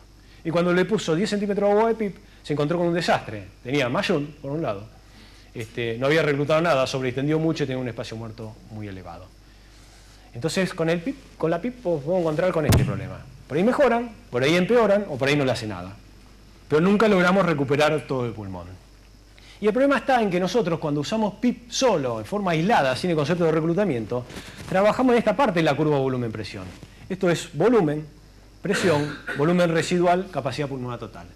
Entonces acá van a ver, y eso está evidenciado, hay muchísima bibliografía, que a medida que uno aumenta la presión, tiene más, se observa más el efecto de reclutamiento, pero observa también efecto de sobredistensión. Y puede ocurrir que hay zonas colapsadas que no se abren. Entonces vos tenés una mezcla de efectos, reclutamiento, colapso y sobredistensión. Y depende de cómo salga esa mezcla, es cómo te van a venir los gases y cómo va a venir la compliance, o la mecánica pulmonar.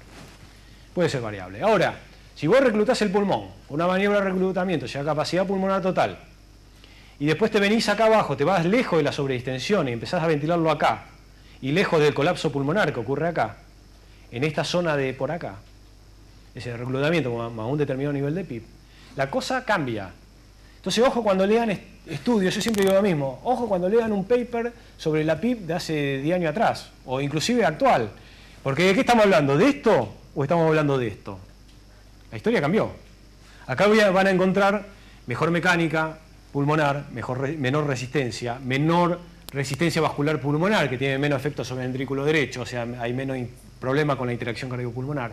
Van a encontrar una mejor oxigenación, porque tiene todo el parénquima disponible para el intercambio gaseoso, van a encontrar un menor espacio muerto, o sea, todos beneficios. Y acá lo que venga. Fíjense que la diferencia está a la misma presión, digamos acá tengo un nivel de PIP de 10, a la misma presión de 10, con el reclutamiento tengo casi el doble del volumen corriente. Acá estoy ventilando por debajo de capacidad de residual funcional y acá estoy ventilando a capacidad de residual funcional. Y ahí está la diferencia y se acabó. Es así de fácil. Esa es la diferencia que hay entre el PIP y el reclutamiento.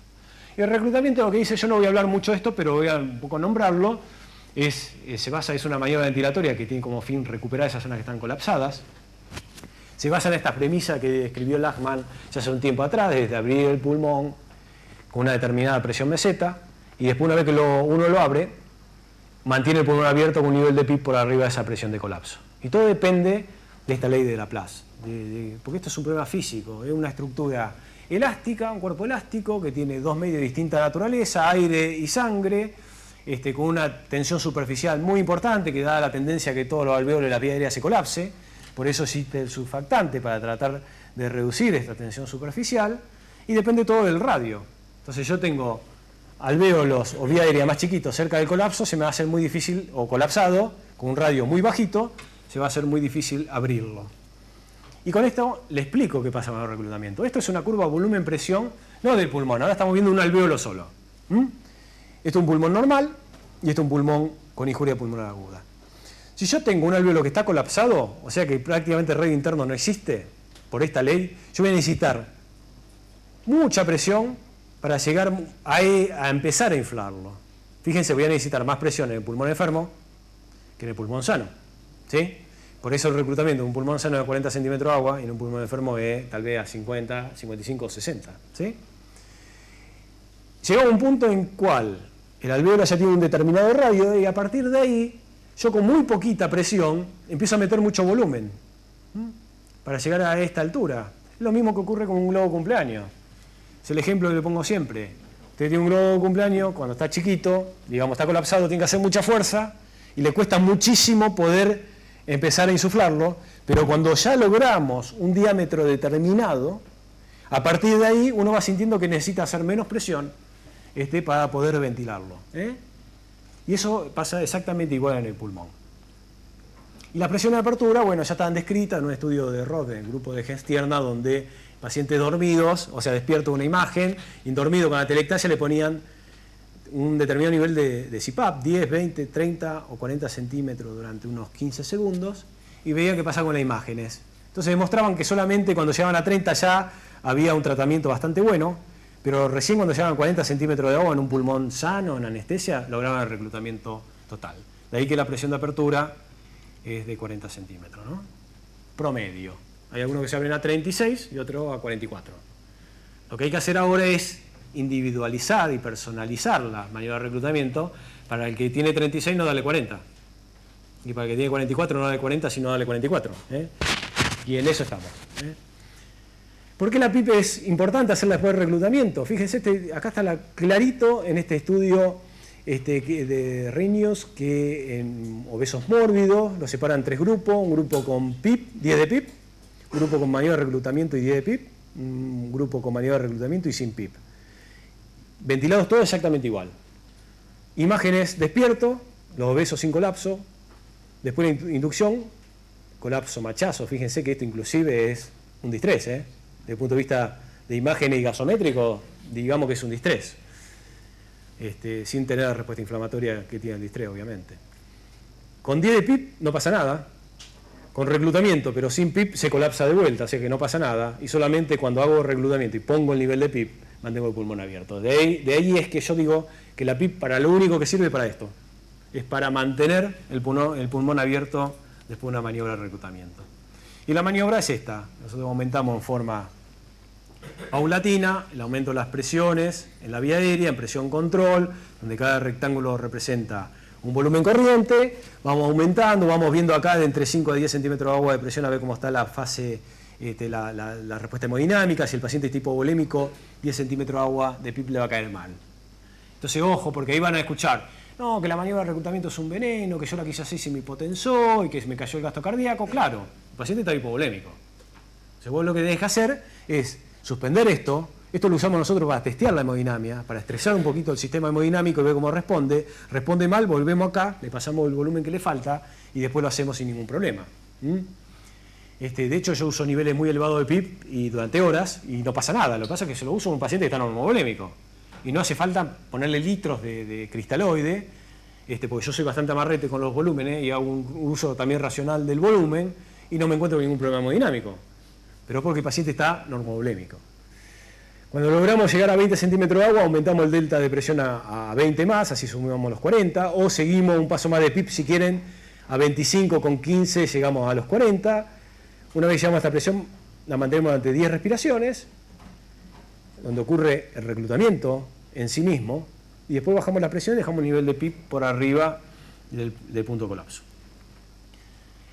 Y para terminar, ¿qué pasa en el postoperatorio? Que es una pregunta que, bueno, digo, vos hacés, lo reclutás, lo tenés bien, lo tenés prolijo al paciente, el volumen corriente bajito, lo protegiste al pulmón, pero si vos después lo pasás a la bolsa, en el momento que vos querés tubarlo para ver cómo ventila y perdió toda la presión, volviste a foja cero, perdiste todo lo que habías hecho.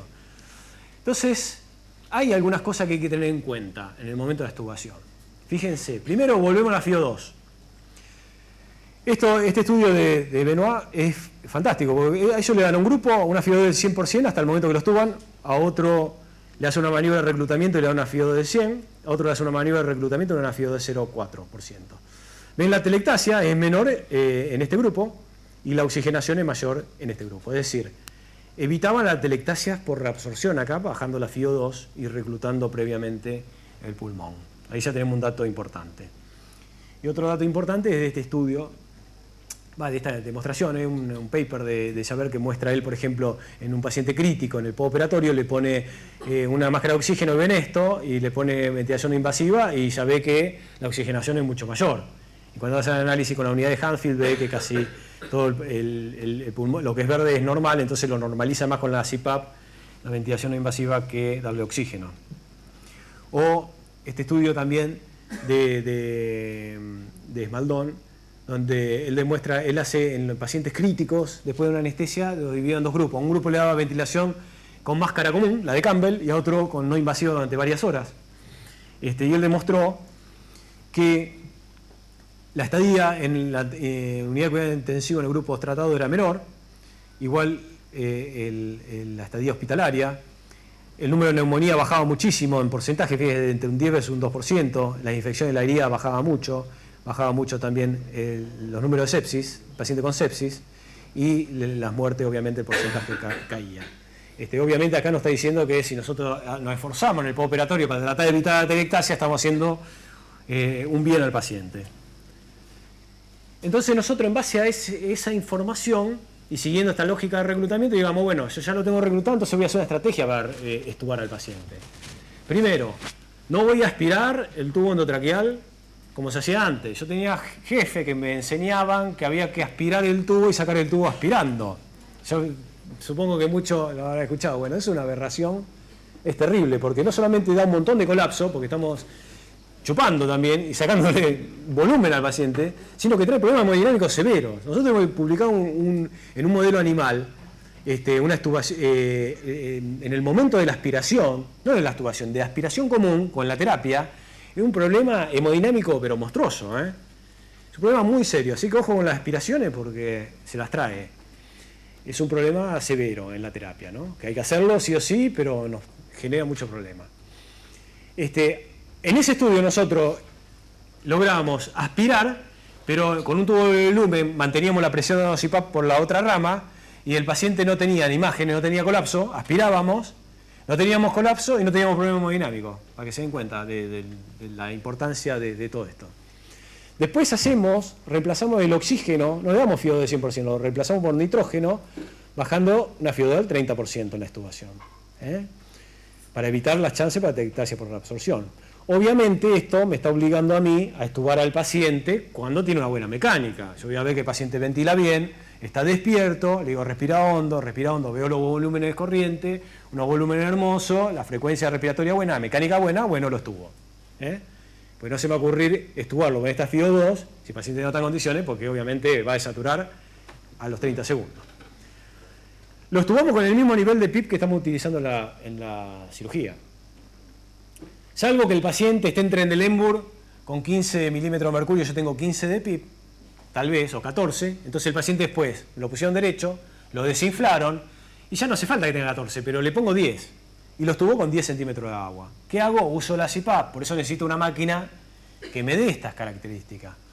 Lo estuvo con la CPAP, y le desinflo el manguito y se lo saco con esa presión. No, como hace algún residente que lo tengo conectado, y entonces en el momento de estubarlo le saca todo, y después recién le saca el tubo. Ahí perdió un poco de volumen. Hay que tratar de evitar que pierda volumen. Sacar todo el sistema junto. No desconectarlo del circular. Y después, me queda, a ver, acá.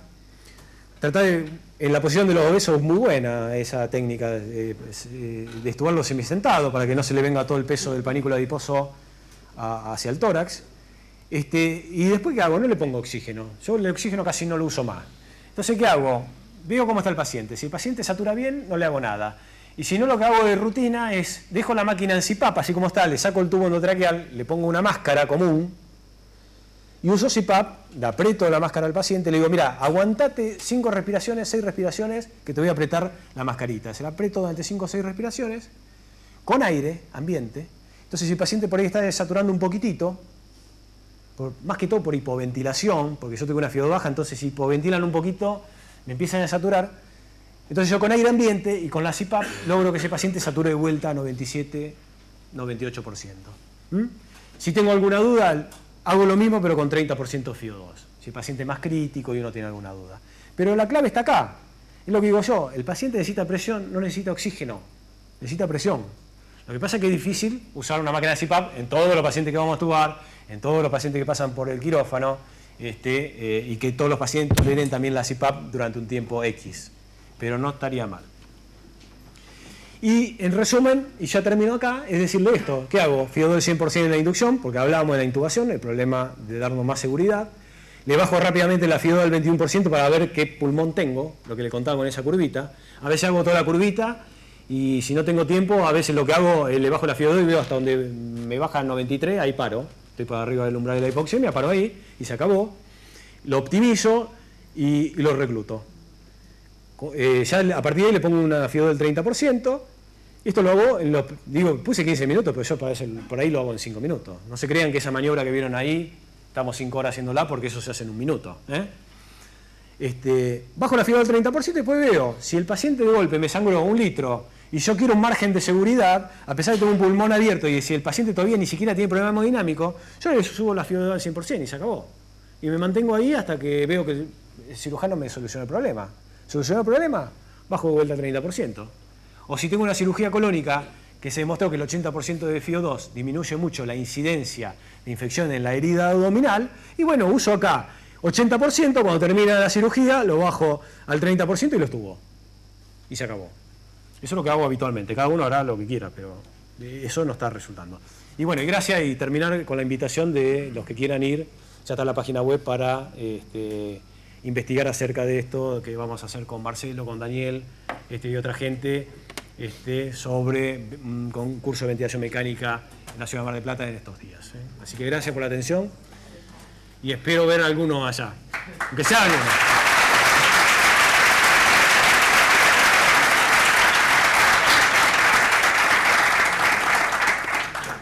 Bueno, Marcelo, yo no sé si estamos bien con los tiempos, si quieren hacer alguna pregunta, es el momento. Sí. ¿Qué valor tiene la PIP en un paciente que está en una máscara laringia con presión soporte en anestesia general? Si es posible o qué valor puede llegar a usar. Sí. ¿O si tiene algún valor? O sea, si tiene valor. Perfecto. Mira, una vez hablando con unos valencianos amigos que se dedican y que saben de esto, ellos me decían, no, esto de regular anda muy bien. Y digo, yo lo estoy haciendo con máscara de laringe. Yo digo, bueno, máscara, salí por todos lados. Digo, no, pues usamos la Prosil. Y entonces ellos inclusive hacen maniobra de reclutamiento con la máscara de laringe. Porque tienen la opción de bloquear bien y que esa presión y flujo que vos estás dando vaya al pulmón y no se vaya al estómago o no salga, ¿no? Por otro lado. Yo pienso que si una máscara está bien puesta, te permite usar un determinado nivel de presión sin problemas, que tal vez sea bueno para el paciente. Yo mi experiencia, eso que vio externa de que la PIP tanto problema traía, no se ve. Generalmente se ve más efecto beneficioso o nada. O un poquito de efecto beneficioso. O lo ve a las 2 o 3 horas. En cambio, con el reclutamiento vos tenés todo el efecto inmediato en muy poquito, en un tiempo, y lo tenés bueno durante toda la ventilación. Esa es la diferencia que hay. Pero la PIP no te logra recuperar eso, pero te lo mejora a lo largo. Usar PIP, yo recomiendo usar PIP no menos de 5 centímetros de agua. ¿No? Y en el momento que el paciente comienza a recuperar el esfuerzo respiratorio y claro, con un... lo ayuda, ¿es necesario PIP o en este momento? Sí. Lo que vos tenés que mantener el sistema presurizado, en teoría. Con un tubo endotraqueal se hace fácilmente. Con una máscara laringia tiene su bemoles y vos tendrás que ver y evaluar si en ese paciente está bien puesta, si la máscara es el número correcto, si te permite hacer determinadas cosas o no. Eso lo vas a tener que evaluar vos en tu momento. Obviamente que estos dispositivos supraglóticos, el manejo de la presión intraalveolar es distinta, no es tan segura. Entonces, bueno, ahí está un poco en el juego de ver cómo está la situación. Pero la idea es no, vos le das presión soporte siempre con un nivel de PIP alto. Para mí no usar PIP es un veneno. Usar menos de 5 de PIP es un veneno. O sea, no se justifica. En cirugía neurológica también. Claro que tiene. Porque siempre todo pregunta, no, lo que pasa que la... No, es exactamente lo mismo. No pasa nada. Tal vez no hagan un reclutamiento con un paciente con una PIC elevada. Esperen que le abran la cabeza, le abran la dura, se igualen las presiones, el paciente esté bien y después, si necesitan hacerlo, lo pueden hacer tranquilamente. Pero bueno. Sí. Tengo una pregunta un poco criolla. Estás hablando de mesas que parecen aviones, que la verdad que Sí. creo que de a poquito el sistema municipal acá se va modernizando y teniendo mesas un poquito más lindas. Sí. Pero lo cierto es que ni hablar de mesas que tengan CPAP y ni siquiera todas tienen posibilidad de usar modos ventilatorios por presión. Entonces, ¿alguna forma o es lícito o es una barrabasada tratar de hacer un reclutamiento manual ¿entendés? Porque por ahí no puedes setear la mesa por presión para manejar los valores? Bien. Pero de alguna forma, porque por el PIP casi que se puede usar en general en la gran mayoría de las mesas que tenemos disponibles, o los residentes o los que trabajamos en lugares más o menos estándar. Pero, ¿qué posibilidad tenés de, si no tenés ventilación por presión, reclutar al paciente y después dejarlo con PIP? Bien. Sí, el problema que tiene la máscara, yo la bolsa no la uso más de la mesa. Primero que no hablemos, hay varias cosas importantes en lo que vos estás contando y en la pregunta. Vayamos directamente a la pregunta esta de la bolsa. El problema que tiene la bolsa es que vos no sabés qué volumen y qué presión estás dando. Tenés que tener el monitor que te da y tenés que estar atento, porque si vos estás así, estás hablando con el cirujano, se te va el volumen, más que todo el volumen, no tanto la presión, se te va a las nubes. Y es muy difícil de controlarlo. Con un ventilador, es distinto, porque igual el ventilador le decís, es una máquina muy estúpida, vos le decís, hace esto y hace lo otro. Entonces vos decís, subime a esta presión, quedate acá, subida de vuelta acá, y lo controlás. La bolsa, a pesar que vos la tenés en la mano, no siempre lo controlás. De hecho, nosotros hemos medido en los sistemas AMBU comunes, esos AMBUs que usamos para llevar a los pacientes, esos sistemas AMBU, la presión en la vía aérea aumenta a veces hasta 70, 80 centímetros, vos no te das cuenta. Vos fijate. Y vos le das el AMBU, yo a veces llevo el AMBU y lo llevo yo con el AMBU, porque a veces al residente, el residente está hablando, no, contando que la mina que había salido hacia la noche, y le da, que parece que no sé qué está haciendo. Y entonces, claro, y vos lo ves y no, para un poco, ¿viste? Tranquilízate, porque ahí viene el problema, es difícil de controlar.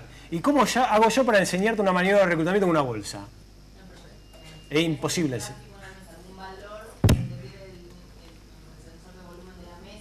Claro, claro, es muy artesanal, yo no lo recomiendo porque después te va a aparecer un día. Si ya tenés de reclutar a un paciente sistemáticamente como vos presentás, Sí. Si no tenés una mesa que... Sí, hoy vos trabajás en un hospital público. Hoy el hospital público han comprado 40 mesas de GE que tienen todo esto modo ventilatorio. No estamos hablando de algo que es... El hospital tiene una de esas. Bueno, ahí está. En donde podés setear incluso, digamos, todo el patrón. Entonces, claro, lo que yo recomiendo es... Los trackers que hay en todos lados no son Fabius Plus. Claro. Plus no tiene presión. Bueno. Entonces, digo, son dos Fabius punto. Ventilación por volumen. Bien. Entonces, ¿qué? Con ventilación con volumen, uno a veces, yo te digo, he hecho mucho reclutamiento con ventilación de volumen, yo tenía los 900B, pero ¿qué hacía? Yo hacía un truco, yo le limitaba la presión de trabajo a la máquina, entonces le ponía 40. Y yo sabía que vos le podías querer meter todo el volumen que vos quieras, pero no iba a superar nunca esa presión meseta, ¿no? Pues la máquina no podía, porque yo le manejaba, le controlaba la presión, con una función que tenía. Es muy artesanal también, es mejor que hacerlo con la bolsa. Vos si tenés la opción de hacerlo con un volumen control, bueno, hacelo con mucho cuidado, controlando mucho qué variable que es la que no controla con volumen control. La presión. Ojo con la presión. Porque vos por ahí le ponés un poquito de volumen y de golpe la presión se te fue y no lo pudiste controlar. Ese es el problema. Si vos tenés forma de controlar la presión de trabajo de la mesa y le podés buscar la vuelta, lo podrías llegar a hacer. Y el resultado va a ser el mismo que la otra.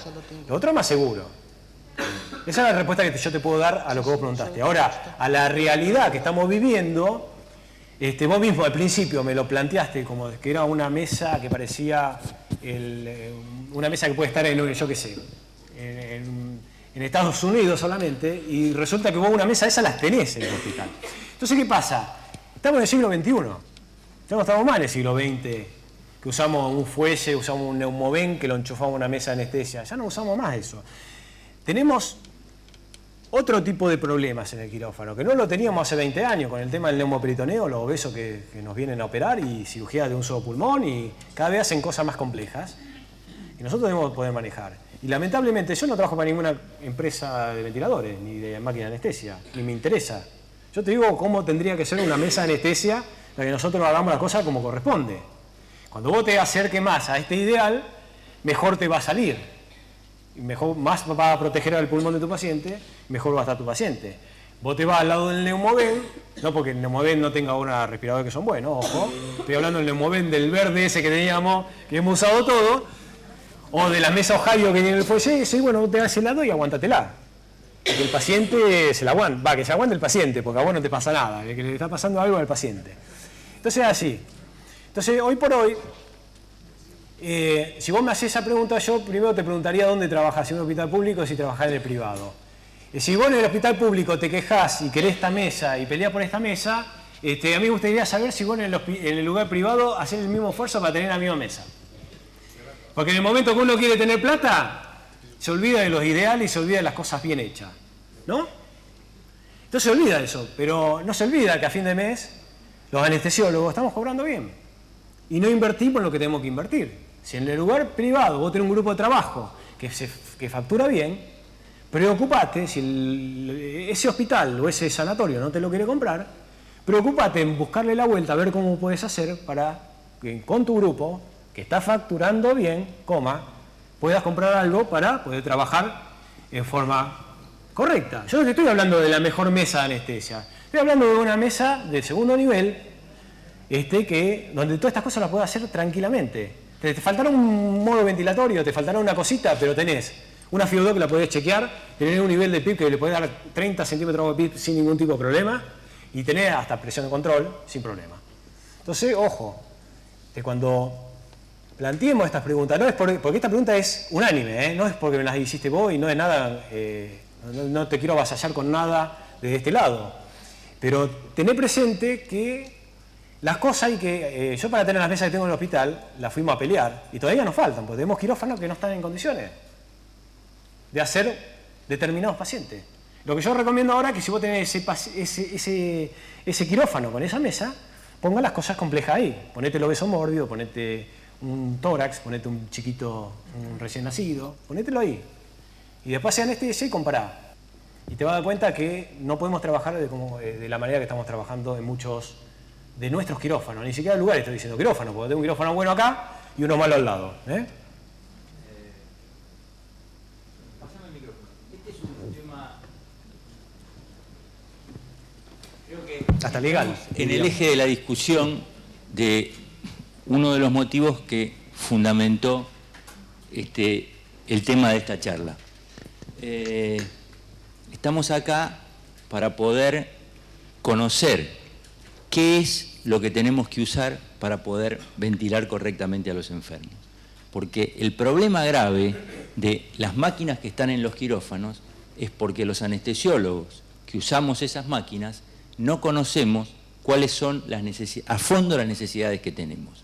Esto ha cambiado, los enfermos de los últimos 10 años no son los pacientes que estábamos habituados a hacer. Apareció el obeso mórbido, cada vez se operan enfermos más complejos, que vienen... Y más añosos. Y más añosos y con más lesiones pulmonares, por un lado. Y por otro lado, se operan enfermos pediátricos y hay muy pocos sanatorios y hospitales muchos menos en el ámbito del gobierno de la capital federal que tienen un ventilador con el cual yo pueda ventilar un recién nacido. Y en parte la responsabilidad de que eso está ocurriendo la tenemos nosotros, porque no sabemos qué es lo que tenemos que pedir, qué características tiene que tener determinado tipo de ventilador, cómo medimos la característica del ventilador. Si ustedes se fijan, los 4 o 5 mejores sanatorios de Buenos Aires no tienen máquinas, no todos tienen las máquinas adecuadas para ventilar un obeso mórbido o un recién nacido complejo. Y tienen máquinas importadas, no voy a dar nombres, o sí, por ejemplo la Fabius Plus, que es una máquina que no sirve para ventilar este tipo de enfermos porque no cumple con ninguno de estos requisitos, porque no genera la cantidad de flujo que debe generar, porque no tiene un modo de presión, a pesar de que ustedes van a ver en el dial que ventila por presión. Y lo que hace es que limita el flujo por presión. Pero determinado grupo de enfermos que necesitan más de 70 litros de flujo, la máquina no los va a generar. O sea que estamos ante un problema en el cual nosotros somos en parte los responsables. Y yo me voy a remitir un poco a la historia. Cuando empezó la oximetría de pulso, que hace unos cuantos años, la oximetría de pulso se universalizó porque se hizo mucha presión desde la docencia, desde saber que había que usar el oxímetro de pulso, por qué lo teníamos que pedir, y la presión que se hizo desde esta institución y que hicieron los anestesiólogos permitieron que eso ocurriera, y hoy no se concibe hacer ninguna anestesia sin oxímetro de pulso. Y seguramente, en poco tiempo, si nosotros tenemos la convicción y sabemos cómo tenemos que hacer las cosas, seguramente el equipamiento se va a modificar. Pero la historia tiene que comenzar desde acá. Nosotros tenemos que pedir tal o cual cosa, y para pedir tal o cual cosa tenemos que tener el conocimiento de por qué lo queremos, cómo lo vamos a usar y tener la convicción para ir a pedirlo. A mí me encantó que este tema se suscitara porque el motivo de esto es ese, lograr tener en el quirófano el mismo sistema de ventilación que tiene el enfermo que está en la terapia intensiva. Porque llega un enfermo que está distresado, porque tuvo un absceso subfrénico y lo están ventilando con la modalidad que quieran, y llega al quirófano y no tenemos una máquina en la cual se le pueda poner PIP, hay que ventilarlo con fracción inspirada de 1, porque algunas máquinas no tienen ni la posibilidad de usar aire ambiente. Y la verdad que deberíamos hacer presión, y lo vamos a hacer desde esta casa, para que todas las máquinas que en el futuro ingresen al mercado tengan obligatoriamente la posibilidad de usar aire. No se debería no tener incorporado aire en la máquina de anestesia. Y deberíamos desterrar la ventilación con fracción inspirada del 100%, como ocurre en la gran mayoría de los quirófanos. O sea, el objetivo de esta charla es eso, a ver si podemos mejorar la ventilación mecánica que le estamos ofreciendo a nuestros enfermos.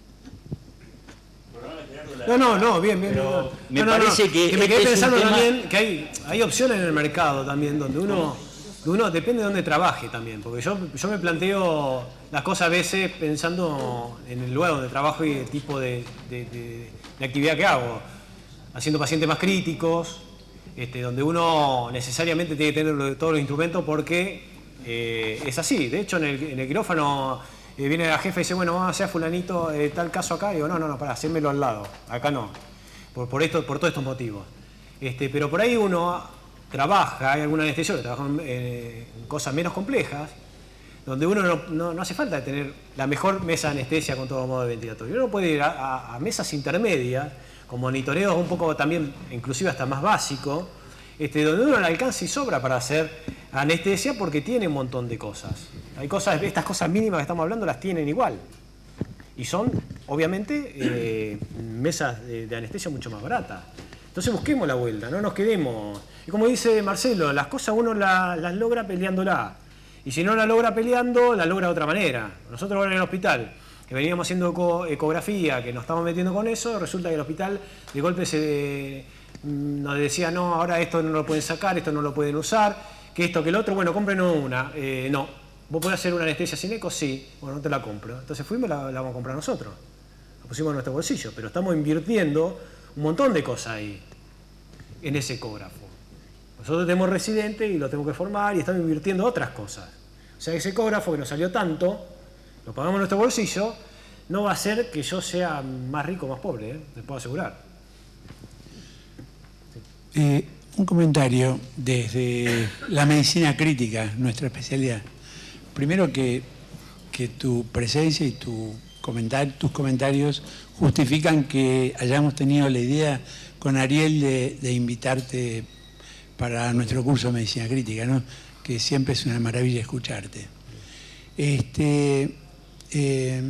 Un par de comentarios escuchando tu charla.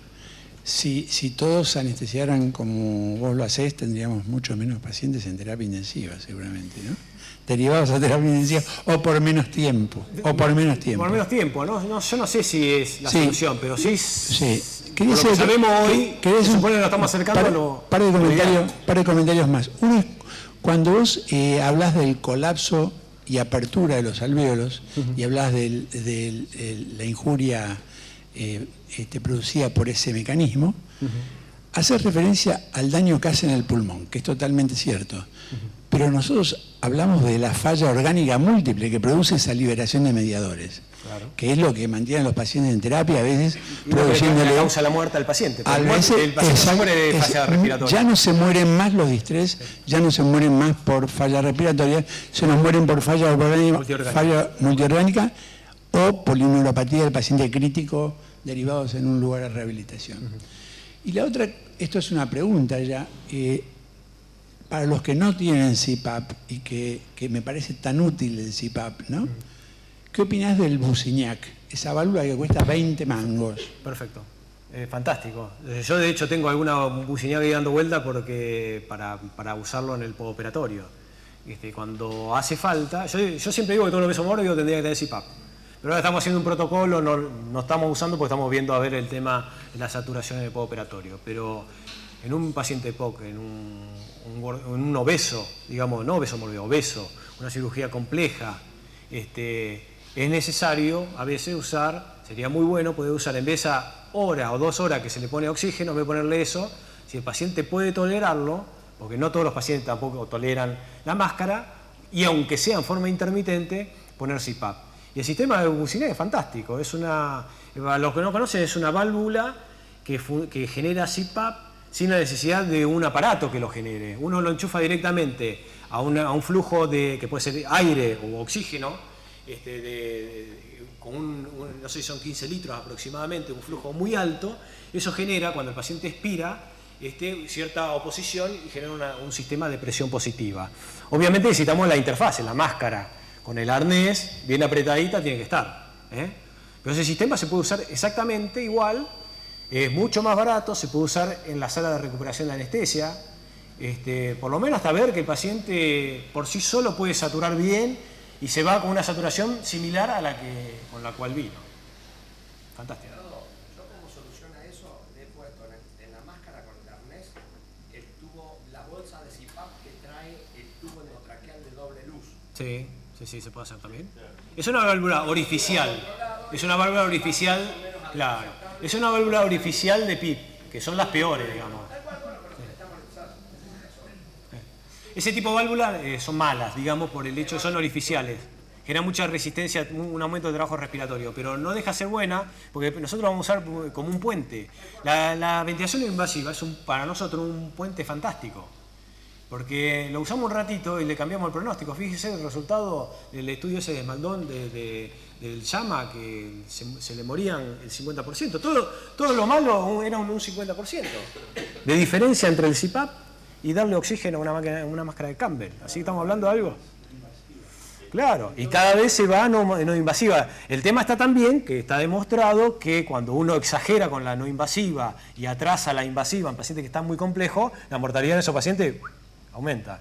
Entonces hay que tener mucha experiencia, bueno, como tiene la gente de la terapia, que dice, bueno, le pone ahí, lo aguanta, vamos a aguantar un poquito más y acá en un momento dice, bueno, basta, se acabó. Vamos a intubar al paciente y vamos a ventilarlo. Eso es fundamental. Otra cosa que se logra también con este tema de no ponerle oxígeno en el posoperatorio es cambiarles el umbral de alerta a los enfermeros que hacen recuperación. Porque ya saben que cuando el paciente desatura no es ponerle la máscara de oxígeno, es decirle, señor, es lo que yo digo, reclutamiento para oligofrénicos. Respire hondo y mantenga el aire hasta que no le den más ganas y luego de eso lo suelta a capacidad pulmonar total. Entonces los enfermeros, en vez de ponerle oxígeno a un paciente que marca 92, le hacen respirar y si vos los instruís adecuadamente se terminan dando cuenta que satura 99 sin cambiarle la FiO2, cosa que al principio termina siendo un hecho mágico, pero que después con el tiempo lo van incorporando como una cosa médica. Tal cual. Perdón, esa misma maniobra uno la hace muchas veces en quirófano cuando estuvo al paciente. Si no le pone una máscara con oxígeno al 100%, usemos el reclutamiento propio del enfermo que sí, bueno, contenga la ventilación. Claro, lo que hace es una maniobra muy sencilla. Sí, la ventilación espontánea es lo mejor. El diafragma funciona de otra manera, las presiones se invirtieron totalmente, es totalmente distinto. Entonces aprovechemos la ventilación espontánea en estos casos, donde está el paciente borderline ahí, pongámosle un poco de presión positiva, pero permitamos que el paciente, por ejemplo, el paciente que vos decís, que inspira en forma profunda, capacidad total, eso lo puede ser exactamente igual con la máscara de CPAP puesta. Y eso te puedo asegurar que puede ser 10 veces superior al hecho. Porque por algo desaturó. Si vos decís por algo desaturó, digo, este paciente necesita un poco de presión. Como digo yo, necesita presión, necesita oxígeno. Entonces vamos a darle un poquito de presión. Y por ahí es usarle la CPAP durante 20 minutos. Y nada más. Porque el paciente todavía tiene efectos residuales de droga. Nosotros, yo le digo a los residentes, que le gusta hacer la polifarmacia. Y vamos a hacer esto para el vómito, y vamos a hacer esto para el otro, y le vamos a hacer, digo, para un poco. Digo, le está metiendo 50 drogas distintas en un lapso de 2 horas y todas se transportan igual por el plasma, unidas a unas proteínas que son 2 o 3 nada más, y están todas saturadas, y vos después no sabés qué pasó. Entonces, paremos un poco. En vez de hacer esa locura, hagamos cosas más racionales. Y ahí viene esto, de hacer un poco las cosas de manera más racional. Yo cuando daba clases de emergencias,